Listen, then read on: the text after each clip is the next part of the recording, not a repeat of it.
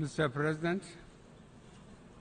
fellow heads of state and government, Mr. Secretary General, distinguished delegates, ladies and gentlemen, on behalf of my country, Nigeria, I congratulate you, Mr. President, on your election, and Mr. Gutteres on his first General Assembly outing as our Secretary General. I assure you both of my country's solidarity and cooperation.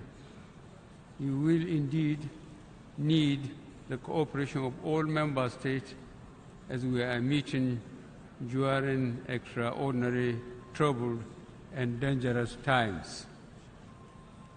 Let me also thank former Secretary General Mr. Ban Ki-moon for his service to the United Nations and wish him peaceful retirement. Mr. President, the previous year has witnessed many far-reaching developments. Some of the most significant events include the Iran nuclear deal, the Paris Climate Change Agreement, and of grave concern, the North Korean nuclear crisis. Mr. President, I must also commend the United Nations' role in helping to settle thousands of innocent civilians caught in the conflicts in Syria, Iraq, and Afghanistan. In particular, we must collectively thank the government of the Federal Republic of Germany under the commendable leadership of Chancellor Angela Merkel and the governments of Italy, Greece, and Turkey for assisting hundreds of thousands of refugees. In an exemplary show of solidarity, the international community came together within my own region to assist the countries and communities in the Sahel and the Lake Chad regions to contain the threat posed by Al-Qaeda and Boko Haram. We thank the Security Council for visiting the countries of Lake Chad Basin to assess the security situation and humanitarian needs, and for pledging assistance to rebuild lives and livelihoods. Indeed, in Nigeria, we are providing relief and humanitarian assistance to millions in internally displaced camps and those afflicted by terrorism, drought, floods, and other natural disasters.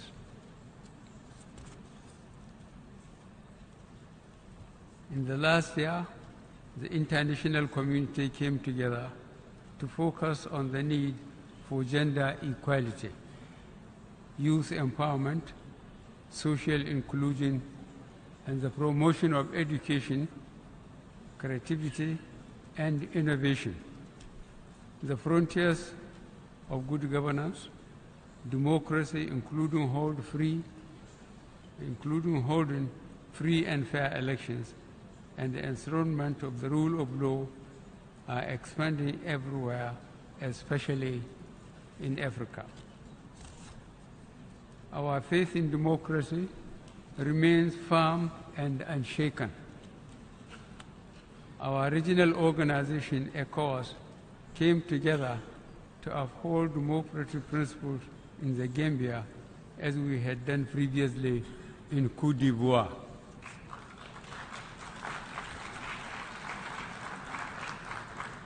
Through our individual national efforts, state institutions are being strengthened to promote accountability and to combat corruption and asset recovery. These can only be achieved through the international community cooperating and providing critical assistance and material support. We shall also cooperate in addressing the growing transnational crimes such as forced labor, modern-day slavery, human trafficking, and cyber crime. Mr. President, these cooperative efforts should be sustained. We must collectively devise strategies and mobilize the required responses to stop fleeing ISIS fighters from mutating and infiltrating into the Sahel and the Lake Chad Basin, where there are insufficient resources and the response capacity is weak. This will require strong United Nations cooperation with regional organizations, such as the African Union, in conflict prevention and management. The United Nations should continue to take primary leadership of the maintenance of international peace and security by providing, in a predictable and sustainable manner, adequate funding and other enablers to regional initiatives and peacekeeping operations authorized by the Security Council. Mr. President, new conflicts should not make us lose focus on ongoing unresolved old conflicts. For example, several United Nations Security Council resolutions from 1967 on the Middle East crisis remain unimplemented.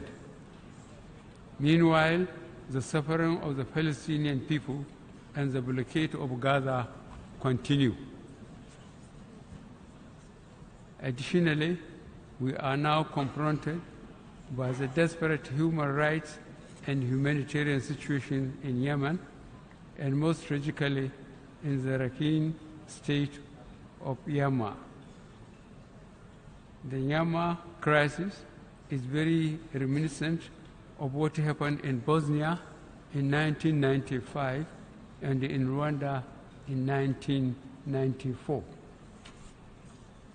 The international community cannot remain silent and do not condemn the horrendous suffering caused by what, from all indications, is a state-backed program of brutal depopulation of the Rohingya inhabited areas in Myanmar on the basis of ethnicity and religion. We fully endorse the call by the Secretary General on the government of the Myanmar to order or halt to the ongoing ethnic cleansing and ensure the safe return of the displaced Rohingya to their homes in safety and dignity. In all these crises, the primary victims are the people, the most vulnerable being women and children. That is why the theme of this session, focusing on people striving for peace and decent life for all on a sustainable planet, is most opposite. While the international community grapples to resolve these conflicts, we must be mindful and focus on the widening inequalities within societies and the gap between the rich and the poor nations. These inequalities and gaps are part of the underlying roots of competition for resources, frustration, and anger, leading to spiraling instability. The most pressing threat to international peace and security today is the accelerated nuclear weapons development program by North Korea. Since the Cuban Missile Crisis of 1962, we have never come so close to the threat of nuclear war as we have now. Mr. President, Nigeria proposes a strong United Nations delegation to urgently engage the North Korean leader. The delegation, led by the Security Council, should include members from all the regions. The crisis in the Korean Peninsula underscores the urgency for all member states, guided by the spirit of enthroning a safer and more peaceful world, to ratify without delay the treaty prohibiting nuclear weapons, which will be open for signature here tomorrow. Mr. President, I end my remarks by reiterating Nigeria's abiding commitment to the foundational principles and goals of the United Nations. Since our admission as a member state in 1960, we have always participated in all efforts to bring about global peace, security, and development. Nigeria will continue to support the United Nations in all its efforts, including the attainment of the 2030 Agenda for Sustainable Development. I thank you.